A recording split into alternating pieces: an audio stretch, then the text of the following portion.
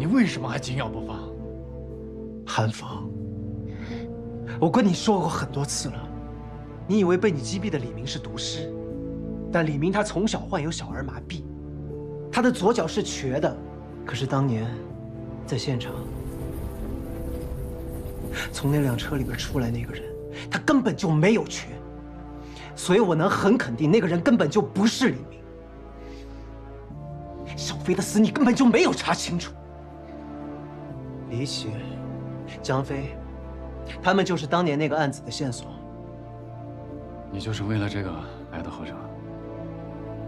当年我在车里只发现了李明的 DNA， 而你是在昏迷的状态下看到有一个人，你的直觉还有你的记忆都是不准确的。季子哲，你只是没有办法说服你自己。原罪案已经过去了，你只是不愿意面对现实。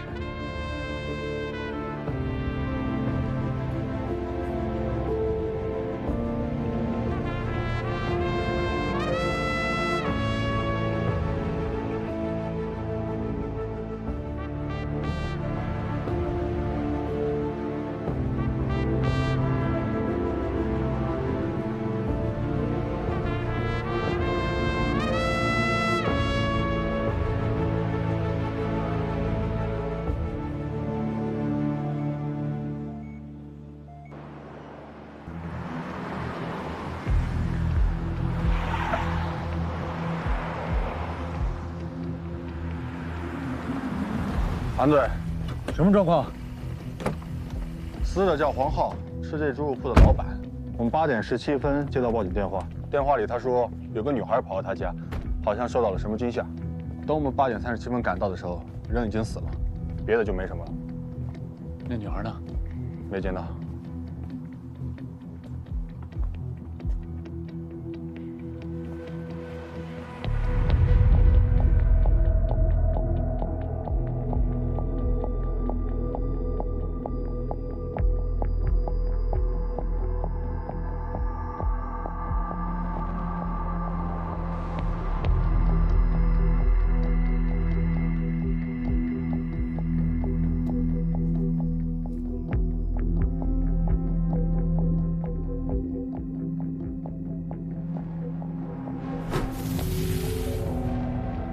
凶手应该是先用防狼喷墨，趁死者视力丧失的时候，对死者头部进行了多次重力敲打。在死者丧失抵抗能力后，用骨头直接刺入心脏，造成了致命伤。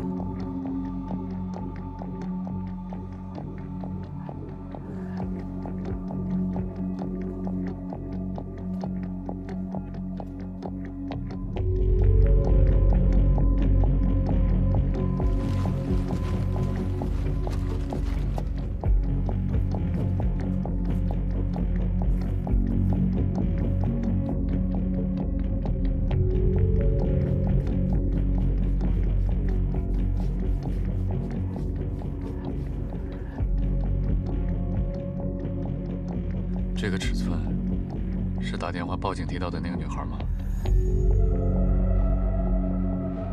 根据赤足长度来推断，身高应该在1.6米左右，应该是女性的足迹。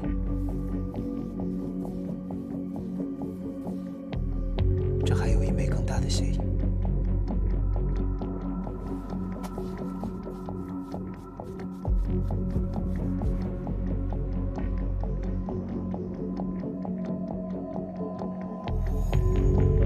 这2个沾血的鞋印不是死者的，大概率是凶手留下的。根据鞋印来看，重心后移，鞋印偏深，受力均匀，这说明他可能还背着一个人。朱队，你们什么时候到？受伤女孩可能被凶手给掳走了，需要支援，扩大搜索范围。好。站住！别跑！你留在这儿别动，等朱队他们来。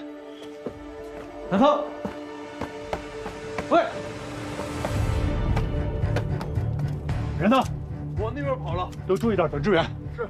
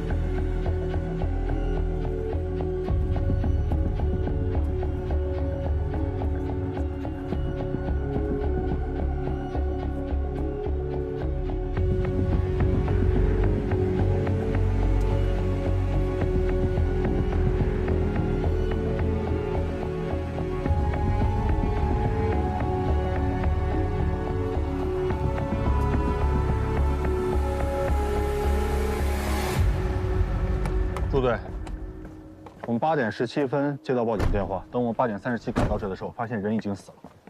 对了，刚刚在后山发现了可疑人影，韩队已经去追了。那齐法医呢？秦法医好像往那儿去了。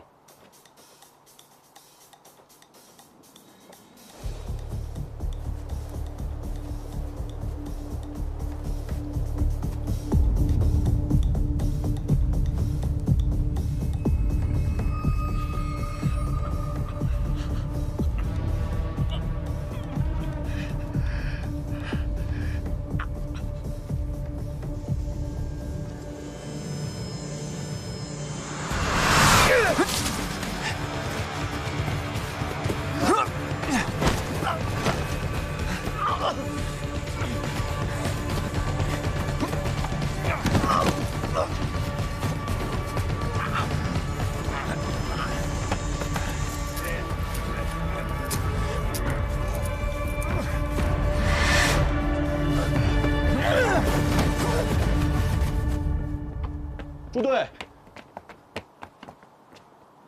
朱队，没有联系到韩队他们。支援什么时候到？大概还要15分钟。你们看，这有一个洞口，那个被绑架的女孩很有可能被带进去了。齐法医会不会也进去了？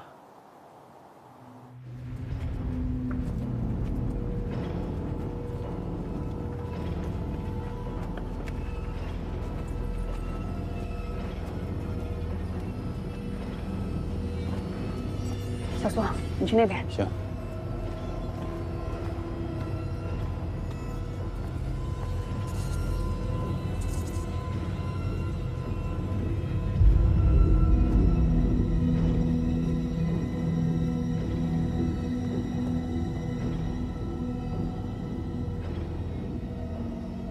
朱队，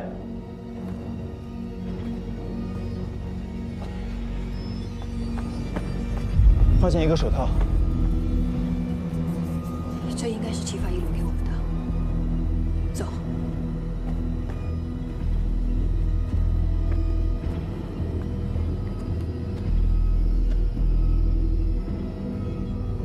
这边。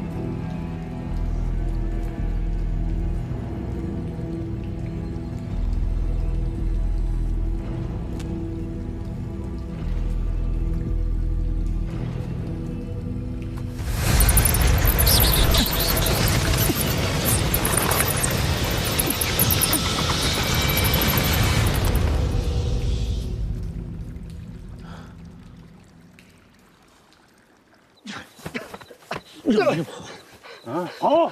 你追我肯定跑啊！为什么杀人？怎么杀的人？我没杀人，啊我真没杀人，还偷东西啊！我就是偷点东西，我真没杀人，我看见杀人凶手了。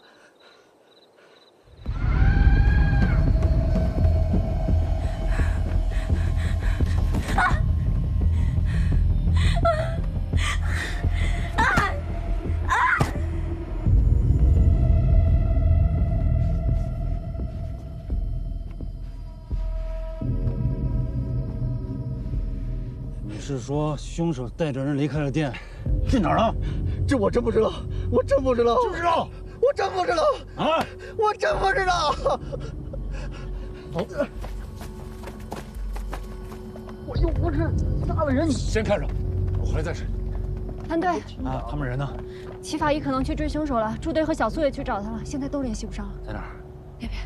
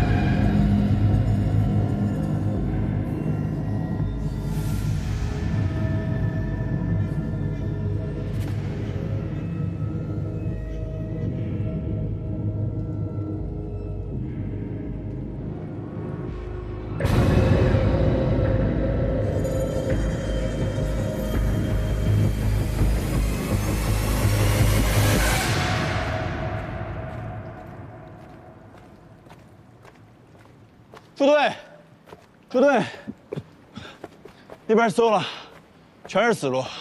朱队，韩队，齐死者呢？没找到。我刚才抓那个人说，凶手刚刚还在店里，齐死者应该去追凶手了。现在的情况是，凶手杀了一个人，疑似绑了一个人，接下来还不知道什么情况。我们没时间了，得抓紧了。这两边都是死路，我们去那边看看吧。走。在昨天晚上的8点17分，报警平台接到了北山猪肉铺的报案。附近民警赶到的时候，报案人黄浩，也就是猪肉铺的老板，已经死亡，凶手和疑似被绑架的女性消失。我们在附近的山洞里发现了一具女性的尸体，也就是残疾里的死者。死者腹部有明显刀伤，深达子宫，造成子宫严重破损，疑似有仇视女性的倾向。死者的腹部上面还有一道死后留下的伤口，长大约20公分。另外，从死亡时间上看，死者跟被绑之人应该不是同一个人。这是我们在北山山洞里找到的这节绳索。根据鉴定科的同事报告，这节绳索上面的 DNA 并不属于我们在残间里面找到的那名死者。同时，你们看这节绳索的断面很新，在旁边的石头上我们也发现了这节绳索的纤维，所以极有可能是凶手将人囚禁在了山洞里，而受害者用石头磨掉了绳索，自己逃到了猪肉铺去求救。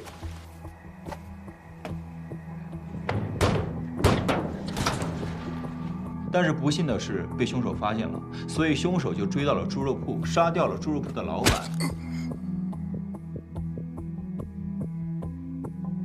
同时带走了受害者。综合以上得到这些线索，这名被掳走的女性很有可能还在凶手手里。这名死者的身份已经确认了，她叫叶莹莹，今年25岁，是一个营销公司的公关。在8月1号的时候，她的家属报告失踪。她已经失踪快1个月了。对。这段时间有接到过勒索电话吗？没有接到过任何电话。其他分局的同事也去查过叶莹莹的住处，没有发现任何钱财被盗或者被绑架的痕迹。其实他们也一直在调查这起失踪案，只不过是被我们先找到了尸体。跟他们打声招呼。这起案子现在由属地管辖，我们负责侦办。好，人偶有什么线索吗？人偶里的内脏已经确定是牛的淋巴、肺以及肠道，目前正在进行进一步的检查。凶手很有可能有医学相关的背景。凶手有一定的医学知识，心思缜密，追求仪式感，有一定的心理问题。那些人偶应该是他的练习作品。练习？你是说拿活人练习蜘蛛捕猎那套？这是典型的反社会人格。那个宋亮审了吗？审了，他一直说他没有杀人，只是偷东西。监控视频。我们也根据了其法医的解剖结果和现场勘查的技术比对，也证实了他确实没有杀人的嫌疑。没错，我们对比了现场所有的脚印，可以证实宋亮他没有离开过2楼。那也就是说，我们现在除了2名受害人，其他线索几乎为零。从案发到现在已经19小时了。我们现在还无法确定受害人是否还活着。我们发现死者的时候，手脚都是被捆绑住的，凶手应该先囚禁了死者一段时间，才下的杀手。还有机会。自然界中的生物往往都有自己独特的行为模式。如果凶手真的是在模仿蜘蛛杀人，那么他的囚禁行为以及犯案周期也应该有固定的模式。小心，这是我们在山洞当中找到的日历，8月1号这天做了标记，而8月1号正好是叶莹莹家属报案的时间。下一个标记的时间是在8月14号，中间正好相隔13天，正好符合我尸检之后得到的叶莹莹的死亡时间。如果圈代表绑架，叉代表杀人，那他8月17号又绑架了一个人，下一个杀人时间会是8月30号。如果你推断的没错的话，那我们剩下不到3天时间。我们不管想什么办法，必须要把他救出来。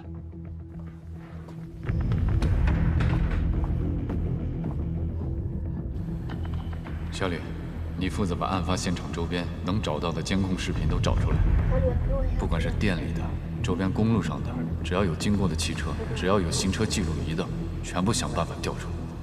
还有，受害者从山洞里逃出来的路上也要被拍到，找到他，必须知道他是谁。老万，你再去现场，看看有没有更多当晚的目击者，把能问的都问了。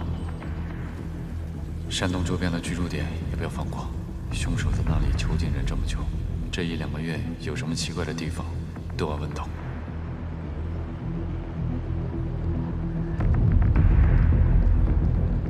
叶莹她平时上班状态怎么样？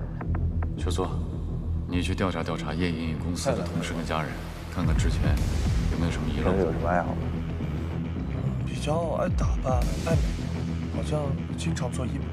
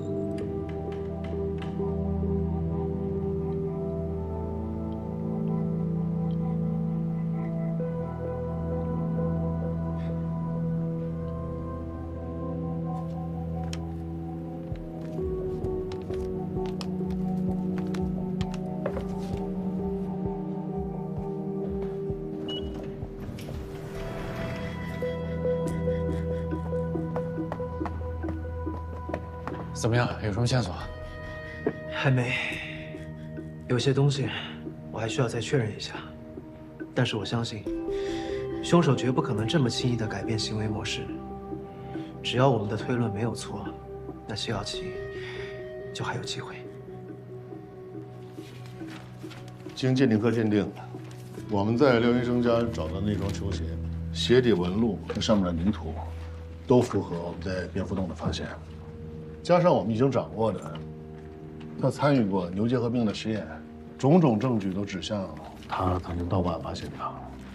廖云生，现在就是本案最大的嫌疑人。受害者部分就是我们昨天在廖云生家找到那部手机的主人。我之前跟你们说过，我昨天见过的谢瑶琪的那个朋友李淑婷。我们在猪肉铺发现的头发，经过对比，确认就是谢瑶琪的。 所以，我们现在可以初步怀疑是廖云生杀了叶莹莹之后，又绑架了谢瑶琪和李淑婷。我查李淑婷手机，目前没有太多有用信息，也可能是被凶手删除了。目前只知道她25岁，双亲都不在，也没有其他家人。但是她的地址登记是在她自己名下，已经是旧资料了。房东说她好几年前就已经搬走了。谢瑶琪家里情况怎么样？就像他父母说的，落了一层灰，应该很久没有人去过了。 对了，齐法医，在廖云生家找到的那根注射器有什么线索？注射器里的残留物已经鉴定出来了，确认就是肉毒株毒素，与叶莹莹体内的一样。如果按照你之前那个台例推断，凶手在模仿蜘蛛杀人，他在杀完叶莹莹之后3天抓的谢瑶琪，那为什么这次他会提早抓了李淑婷？小苏。 你马上申请给各单位发布对廖云生的协查通知。小西，你去查监控。老万，你去廖云生家附近走访一下。不对，我们去查漏斗处。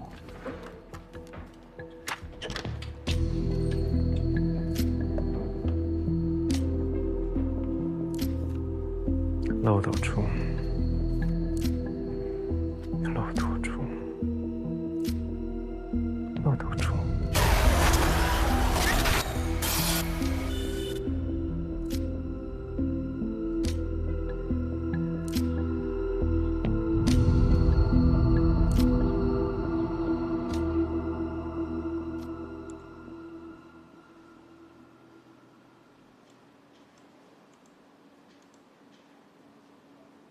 陈医生，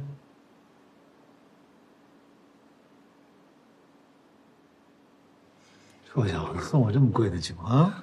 看到这个酒啊，想到咱们当年在学校的时候，你跟李明那个时候一放学，就跑过来找我喝酒。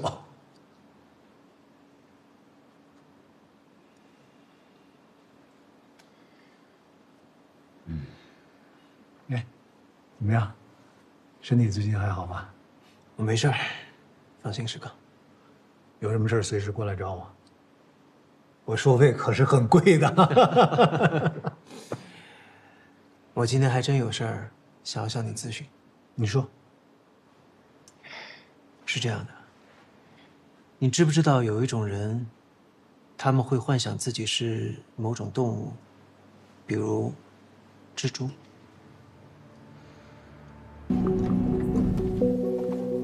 廖云生死了，谢瑶琪还生死未卜，我们好像又回到了原点。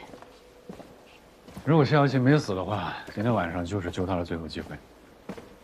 按照正常逻辑来说，这些受害者之间应该都有所关联。叶莹莹、谢瑶琪、李淑婷还有廖云生，原本4个不相干的人，他们唯一的交集点就是医美诊所的廖东。但猪肉铺出事那一天，廖东的不在场证明我们已经核实过了。可是现在他是唯一一个和案件有关的人。把他叫过来问问。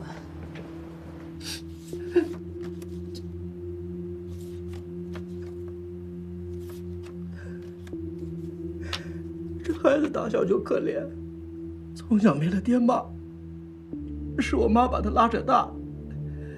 可现在这样，我怎么跟老太太交代？他来合成之后交了什么朋友，和谁在一起？除了在学校，在外面都干些什么？你知道吗？不知道。云生这孩子从小就内向，不爱说话，害羞，也交不下什么朋友。平时到我店里，一天也说不上3句话。你知道这3个女孩，还有你侄子，都怎么认识的吗？是，也不是。小谢是在我那儿兼职，然后才认识了叶莹莹。这个女孩是小谢带来的，不过他们认识了以后，好像感情还不错，平时老在一块儿说说笑笑。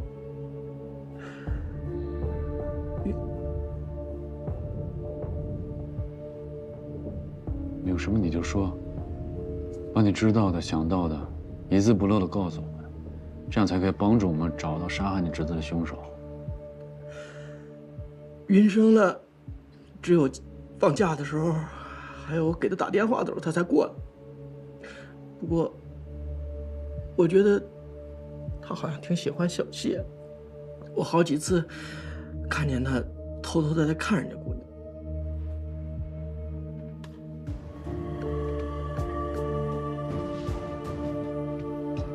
他们2个人有进一步发展吗？没有，我还嘲笑他来着，癞蛤蟆想吃天鹅肉。我说了，云生就是个害羞的孩子，他最多给小谢倒杯茶呀，买个奶茶什么的，没别的发展。他和另外2个人是什么关系？其他2个人他没什么关系，他们好像都没怎么说过话。他们4个要说同时出现我店里，好像只有1次。那一次有发生什么事吗？也没什么特别的事儿，就是3个女孩在那有说有笑的，云生突然就来了。秋啊，真的假的？那前段时间还跟我……哎，姐姐。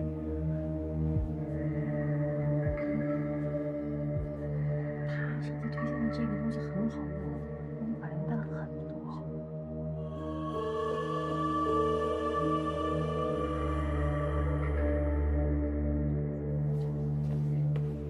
然后这个女孩就再也没来过我店里了。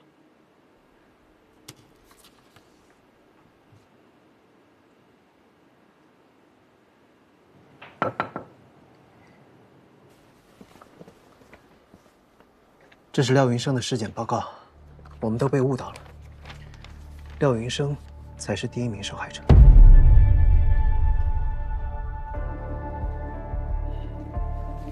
死者廖云生与第一名死者叶莹莹一样，在腹部发现了模仿蜘蛛口气扎入猎物体内的创口，内脏也有被盐酸腐蚀过的痕迹。在死者的耳后也发现了疑似造成静脉空栓的针孔。不管是从手法还是死亡原因来推测，凶手都是同一个人。所以说，第一个死者是他。